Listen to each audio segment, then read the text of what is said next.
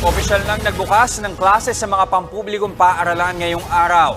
Problemado naman ang ilang eskwelahan gaya ng Batasan Hills National High School dahil sa kulang ng mga classroom.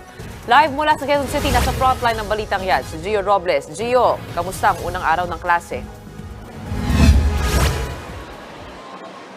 Juster Gretchen, mga lumang problema ang sumalubong sa unang araw ng klase sa ilang paaralan dito sa Quezon City.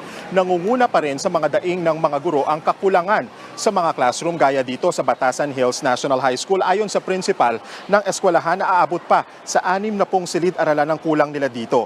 Umabot na kasi sa higit 18,000 ang mga mag-aaral na pumapasok sa BHNHS. Mas marami sa nasa 17,000 lang nung nakaraang taon. Pero higit 300 lang ang classroom rito. Kaya siksikan ang halos 70 estudyante sa isang classroom na para lang sa 40.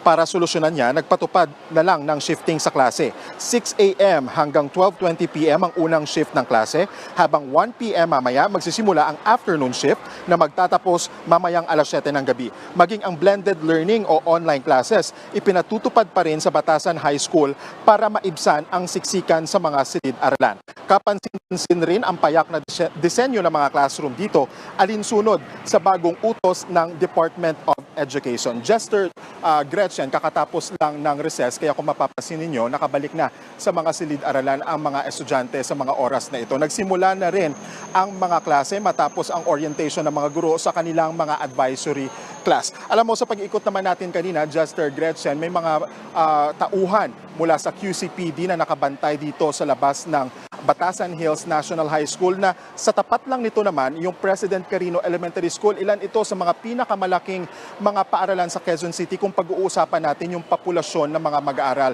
Nakabantay daw dyan sila sa labas ng mga paaralan na yan para masiguradong matiwasay at organisado ang pagbabalik ng mga estudyante. Balik sa inyo, Juster Gretchen.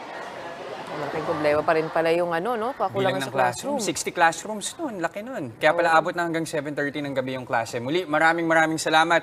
Gio Robles, ang gulat mula Quezon City. Mga kapatid, Jess De Los Santos po, maging maalam at may pakialam sa mga napapanahong balita sa bansa.